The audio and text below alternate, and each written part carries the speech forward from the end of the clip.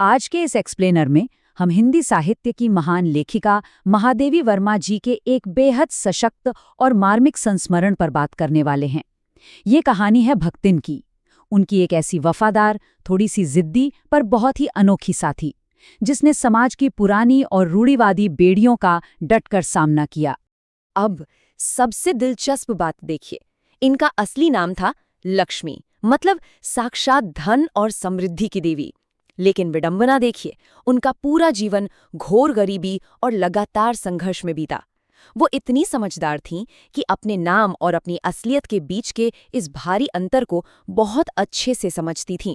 इसीलिए जब वो पहली बार नौकरी के लिए आईं तो उन्होंने बड़ी समझदारी से गुजारिश की कि उनका असली नाम कभी न पुकारा जाए। गले में कंठी माला देखकर ही उन्हें भक्तिन नाम मिला, और ऐसा बिना कविता वाला साधारण सा नाम पाकर भी वो खुशी से गदगद हो उठी। इस पूरी कहानी को हम इन 5 मुख्य पड़ावों में समझेंगे। पहला, शुरुआती संघर्ष। दूसरा, पितृसत्ता का सामना। तीसरा, त्रासदी और धोखा। चौथा, शहर का जीवन। और अंत में उनका वो अटूट बंधन। तो चलिए पहले चरण से शुरू करते हैं, शुरुआती संघर्ष और एक छीना हुआ बचपन। भक्तिन के जीवन की शुरुआत ऐतिहासिक गांव झूंसी से होती है, जहां वो एक प्रसिद्ध शूरवीर की इकलौती बेटी थीं।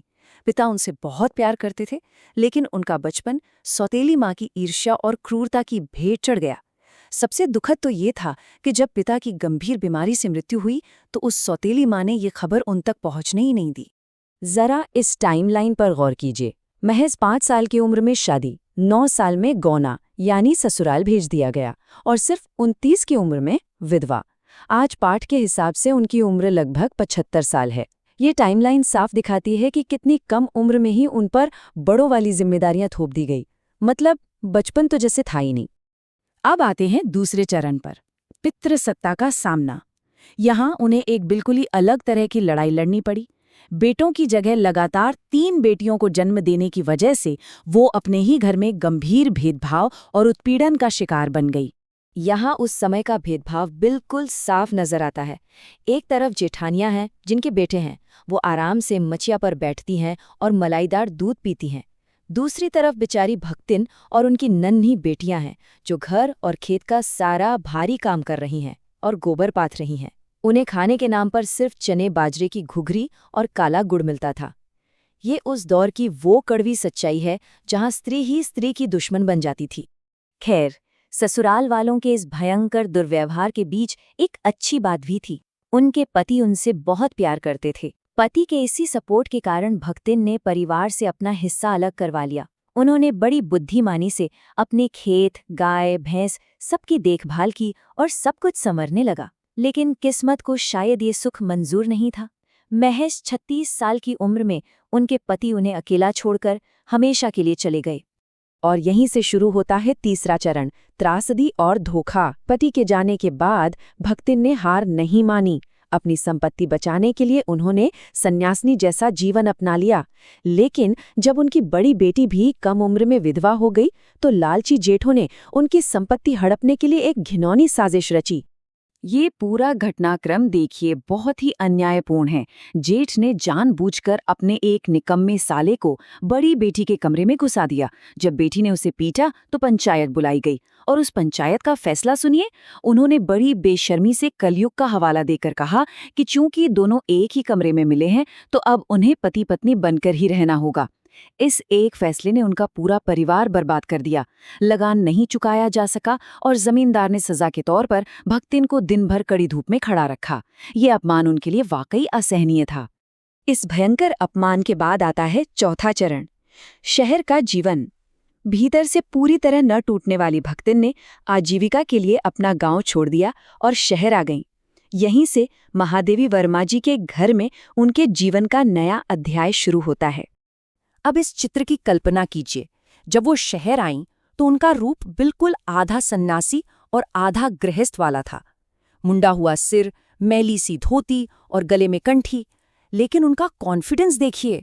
जब महादेवी जी ने खाना बनाने के बारे में पूछा तो उन्होंने पूरे अधिकार से कहा कि वो रोटी, दाल, सब्जी सब बना सकती हैं। भला ये भी कोई बड़ी बात है? लेकिन रसोई का ये सांस्कृतिक टकराव तो वाकई बड़ा मजेदार है। लेखिका को चाहिए था शहरी और बढ़िया खाना, पर भक्तिन ने रसोई में कोयले की एक लक्ष्मण रेखा खींचकर अपना पूरा साम्राज्य ही बना लिया। बेचारी लेखिका को मजबूरन मोटी मोटी रोटियां और बिना छौंक की रूखी दाल खानी पड़ी। महादेवी जी बड़ी ही स्नेहपूर्ण खीज के साथ बताती हैं कि कैसे भक्तिन ने उनके पूरे खानपान को देहाती बना दिया, पर खुद कभी शहर की कोई चीज या रसगुल्ले का स्वाद नहीं चखा।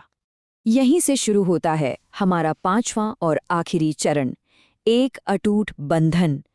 अपनी तमाम कमियों, उस भयानक खाने और गहरी ग्रामीण जिद के बावजूद भक्तिन लेखिका के लिए पूरी तरह से अपूरणीय बन गईं।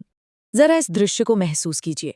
आधी रात का समय है, घर के सारे जानवर, कुत्ता, बिल्ली, हिरनी सो चुके हैं, लेकिन भक्तिन चुपचाप लेखिका के स्टडी रूम में जाग रही हैं।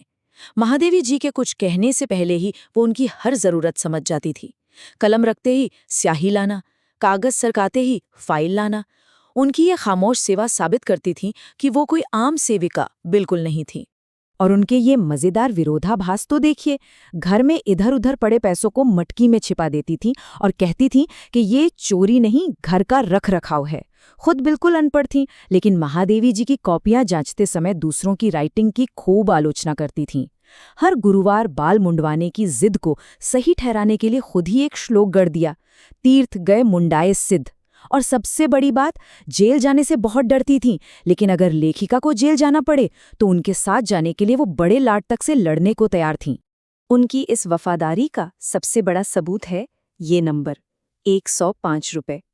जब द्वितीय विश्व युद्ध का डर फैला, तब भक्तिन ने लेखिका को अपने गांव चलने को कहा, और इसके लिए उन्होंने अपनी जीवन भर की गाड़ी कमाई पूरे 105 रुपए चुपचाप लेखिका के सामने रख दिए।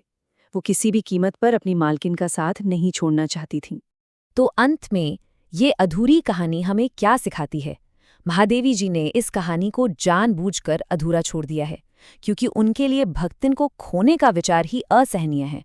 ये कहानी हमें सोचने पर मजबूर करती है कि शिक्षा, वर्ग और बैकग्राउंड के इतने बड़े अंतर के बावजूद महिलाओं के बीच ये गहरी एकजुटता और निस्वार्थ प्रेम कितना मायने रखता है ना? कमाल की बात। उम्मीद है कि आज के इस एक्सप्लेनर से इस शानदार संस्मरण के कई नए पहलू उभरकर सामने आए होंगे।